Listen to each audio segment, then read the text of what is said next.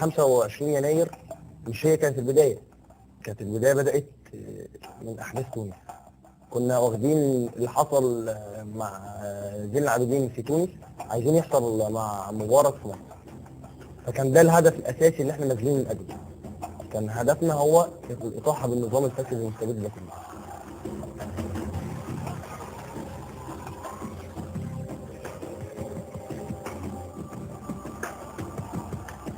كان اللي عايز يشوف مصر بجد كان هيشوفها من ميدان التحرير.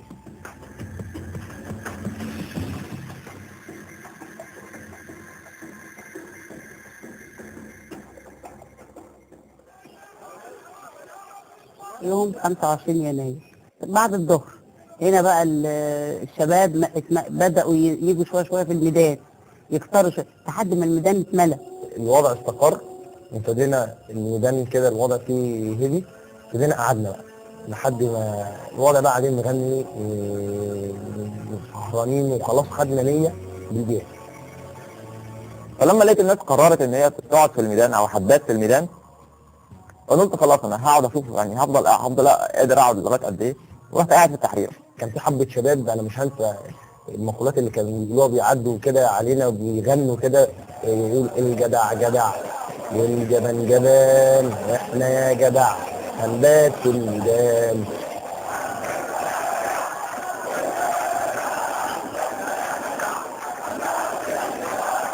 على الساعه 12 كنا الناس مولعه نار والناس كلها عماله تتكلم، وكان معانا ناس على فكره من مختلف الطبقات.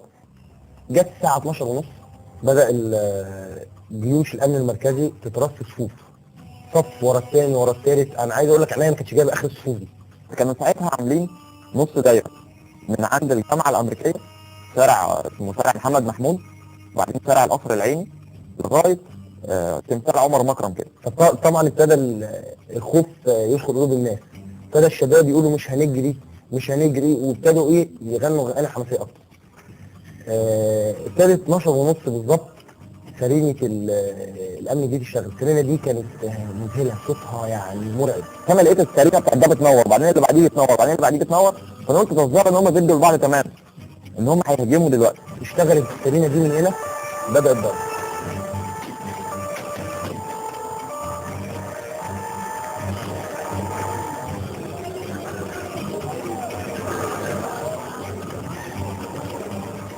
ابتدى بقى اصوات، قنابل، يعني السما كانت بتمطر علينا قنابل ورصاص مطاطي بكميه مذهله. فانا بصراحه اول ما الضرب ابتدى رحت راجع ورا، دخلت في العماره اللي جنب كنتاكي، وقفت جوه في بير السلم. انا دخلت من هنا ولقيت القنبله نازله ورايا. القنبله جت حواليا 2 3 4، بقيت مش عارف اتنفس. فابتديت اشوف اي مكان اخد منه نفس، فلقيت عماره، جريت على العماره دي جري اخد نفسي فيها. جاي عايز اطلع، الدكان مغطي الباب، انا مش شايف الباب فين، وحتى لو طلعت مش عارف اطلع اعمل ايه. طول ما انا طالع بقى ناس بترجع وصدرها مش قادر وبكميه كبيره.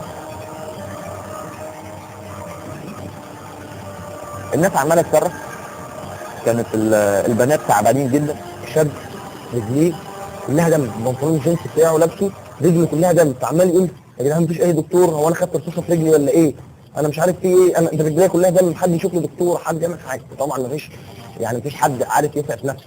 صراحه ساعتها حسيت ان انا هموت، يعني انا مش راجل رياضي ولا كده، فحسيت ان انا نفسي مش هيستحمل، فرحت قاعد على الارض. في واحد راح جاي شددني من ايدي كده قال لي تعالى تعالى. انا طلعت فوق خدت نفس وعرفت ان لو قعدت في العماره هم هيطلعوا هياخدوا كل الناس في العماره. فانا نزلت انا وكم واحد كده، نزلنا في العماره. فاول ما نزلت في الشارع ونزلت مشيت كده خطوتين ثلاثه، لقيت اللي بيقول هاتوا لي الواد ابني ده. انا جريت ساعتها ورجعت العماره تاني. لقيت الشباب اللي كان معايا كله ابتدى يجري داخلين في العماره، كله عمال يزق في بعض وكله مش عارف ايه.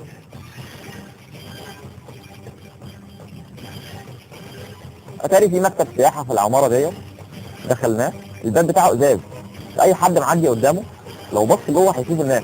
دخلت في مدخل لقيت باب ازاز، انا كنتش عارف باب الازاز بتاع ايه، زقيت الباب ودخلت. اول كرسي شفته رحت قاعد حاطط ايديا راسي على المكتب وباصص في الارض، وبصيت كده لقيت ايه، ناس قاعده جوه ساكته وبتاع وخالص، محدش اتكلم معايا، محدش قال لي ايه. فعرفت ان الناس ايه، يعني ديت من الناس في المظاهره وطالعين ايه مستخبيين في المكان ده. شويه وسمعنا الضباط جايين بيجيبوا الناس من جوه. احنا من جوه ابتدى حسينا ان الوضع هيبقى كده، فقفلنا النور انوار المكتب من جوه والباب ازاز، فاحنا شايفين اللي بره واللي بره مش شايفنا. واحنا قاعدين سامعين البنات بتصرخ، يعني الصراخ اللي كانت بتصرخه البنات كان يعني يسمع اللي قاعدين في بيوتهم، صريخ كان يقطع قلب الواحد. فانا بيني وبينك اللي هو ايه يعني جاء اتعصبت او كنت عايز اخرج. يعني الراجل اللي كان قاعد جنبي راجل كبير كان قابض على ايديا وايديها عماله تترعش. فانا بصراحه يعني كنت ما بين شعورين، الراجل بينقل لي خوفه وفي نفس الوقت انا يعني عايز اطلع واشوف الناس دي اللي بره دول بيجرى لهم ايه. والشاب يعني برضك خدت بالي منه اللي كان واخد رصاصه في رجلي، سمعت صوت وعمال يقول والله ما قادر امشي على رجلي، والله مش قادر امشي على رجلي، انت مش قادر تمشي مش عارف يا ابني ايه انت وضرب انزل، يقول له مش قادر امشي. مفيش تفاهم معاهم، مفيش تفاهم. بس انا قررت ان انا هقعد مش هخرج بره، وقعدت عمال اقول وجعلنا من بين ايديهم سدا ومن خلفهم سدا فاغشيناهم فهم لا يبصرون. كان ألمنا حاسين اكتر من الناس اللي بره، لان الناس اللي بره هم في قلب الحدث بيحصل لهم الالم في وقته، فانا حاسس ان الالم ده يحصل لي دلوقتي بعديهم. واحنا قاعدين جوه شايفين اي حد شايفين الخيال بتاع العساكر بره، فكان ده ضاغط على اعصابي. فانا حسيت ان انا من كتر الصداع يعني من كتر الضغط العصبي مصدع، فرحت قالع النضاره، فرحت مغمي عينيا عشان بس ما اشوفش العساكر وهم بيعدوا قدام الباب ورايحين جايين. شويه والصوت هدي، ففي واحده ست كبيره عندها حوالي مثلا 60 سنه قالت ايه طب احنا مش هنفضل قاعدين هنا وكده، انا ست كبيره ومحدش يقدر يعمل لي حاجه، انا هنزل تحت اشوف الوضع ايه واعرف اقول لكم الوضع ايه واطلع اقول لكم. قعدنا نقول لها يا ستي يهديكي يرضيكي بالراحه اصبري طب شويه كده. قالت لا ما ينفعش، فراحت فعلا نزلت. ما طلعتش، ما سابوش حد، نزلت ما طلعتش. ويعني لغايه النهارده انا ما اعرفش حصل لها ايه، هي نزلت وما رجعتش تاني. شويه البواب طلع، الباب اول ما طلع احنا قلنا ايه بس حد من الامن داخل هياخدنا. فراح فرد الامن اللي هو كان استضافنا اصلا عنده في المكتب دوت، راح قام فتح اتاري الموضوع ان هو ده البواب بتاع العماره. اول ما شافنا قال ايه ده انت عندك شباب هنا؟ فقلنا له بس يعني احنا اتكلمنا معاهم شاف، قال لا ما ينفعش تبقوا هنا، بس صاحب المكتب عمال يكلمني دول ايه لو في حد خرجه من عندك. فالراجل فرد الامن دوت سكت خالص، ما بقاش يعني مش عارف هيتصرف ازاي. ففي بنت من اللي كانوا موجودين معانا قامت قالت له ابوس ايدك يا حاج احنا زي ولادك يعني ما تعملش فينا كده. فقال لها يا ستي مالكيش دعوه بولادي. فالراجل بتاع الامن اعتذرنا جدا وقال لنا يعني والله الامر مش بايدي، فانا مش هعرف اعمل معاكم ايه. فالبواب كده ايه قعدنا نتكلم شويه معاه وقعدنا نتحايل شويه، فقال خلاص انا ايه هطلعكم فوق السطح. فرحنا فعلا الناس طلع على السطوح، وكان في عشه فراخ كده. الراجل قال لنا لا ما تقفوش ما تقفوش في مكان مكشوف، بصوا استخبوا في عشه الفراخ. ورحنا داخلين في عشه الفراخ، كنا حوالي 20 واحد تقريبا. الشباب كلهم طلعوا اتبقى انا وفي بنت كانت موجوده معايا.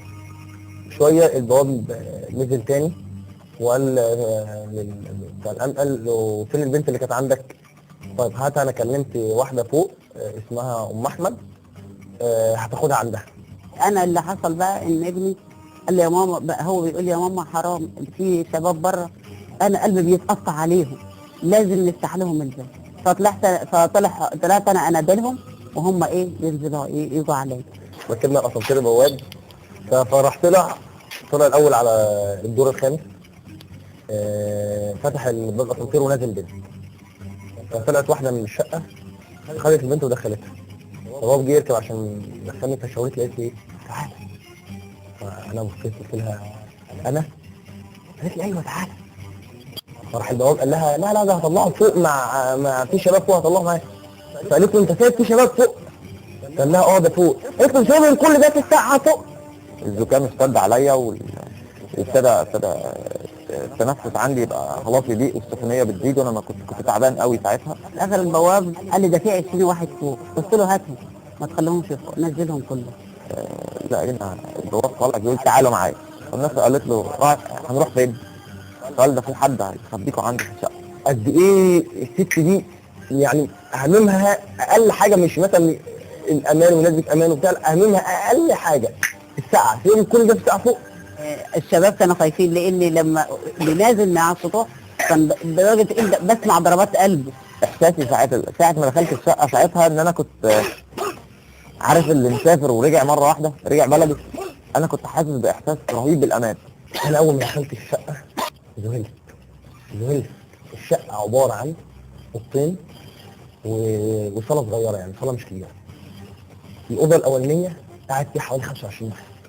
طبعا رحت قاعد في الارض، نوعا ما كنت نفسيا كنت تعبان وجسديا كنت تعبان، وما كانش حتى عندي يعني استعداد ان انا اسال هو بيحصل ايه. دخلت قعدت 20 واحد او 25 واحد في اوضه، و25 واحد تانيين في اوضه ثانيه. وكان في بنتين معانا في الشقه في الاوضه، قاعدين في الاوضه مع 25 فاتحه الباب عشان ايه؟ تبقى معانا. وقاعده هي وابنها ومرات ابنها في الصاله. بدأوا ينزلوا بقى، وبعد ما دخلوا كل واحد يطلع ايه يشوف شويه كده يعني. مرات ابني تسمع صوت من على السلم تقول لي في على السلم القدر في ناس نازله. اقول لها طيب، اروح طالعه اديها لهم مدخله. احمد يروح ايه مستقبلهم مدخله. نطلع نتحايل عليها نقول لها ايه؟ طيب يعني يا حاجه يعني انت تعبانه وكده، فخشي حضرتك استريحي جوه واحنا هنكربس نفسينا وهنقعد في الصاله وفي الاوضه الثانيه. تقول رد لا يا ابني، مين قال لك ان انا تعبانه؟ انا كده كده بسهر. انتوا كده مونسيني بطريقه تحسسك انك انت ضيف كريم عزيز قوي عليها، يعني هي عمال ضيف عزيز قوي عليها، بتبذل قصارى جهدها انها ترضيك. الشباب لما كانوا جوه كنا فرحانين بيه، يعني فرحانه مش عارفه اقدر لك فرحتي كانت قد ايه. وكنت في قلبي سعيده جدا، مش انا بس، ده انا وابني ومرات ابني كنا فرحانين بيهم. لدرجه يعني قالوا ان انتوا تعبانين مثلا سهرانين الليل هتناموا عشان عنده شغل الصبح وكده، لدرجه النوم راح مننا ويعني حاسين بفرحه.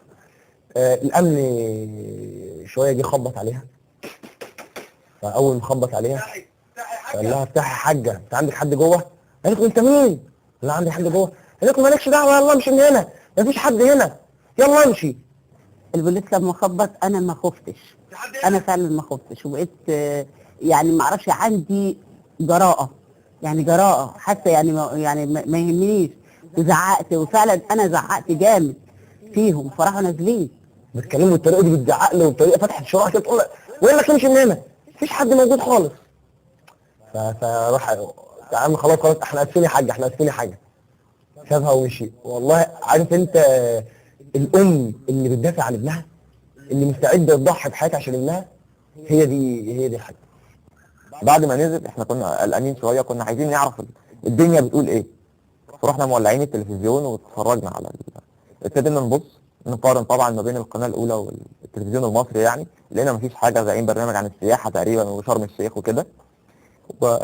وعلى الجزيره والعربيه والبي بي سي ابتدوا يذيعوا ان المظاهره اتفتت بالقوه، وابتدينا نشوف مناظر انا ما كنتش شفتها، يعني انا ما شفتهاش بقى، حاجات ساعه ضرب النار والكلام دوت ما شفتهاش. عايز اقول لك انا كنت منبهر انها مسلمه لنا الشقه لشباب ما تعرفش هم مين، وسايبه الشقه كلها لينا، وهي يا دوبك قاعده في على كرسي كده، هي وابنها ومرات ابنها قاعدين طول الليل كده، واحنا جوه بنتفرج على التلفزيون، مشغلين قناه الجزيره، بنتكلم مع بعضينا، وهي قاعده اهمها راحتنا.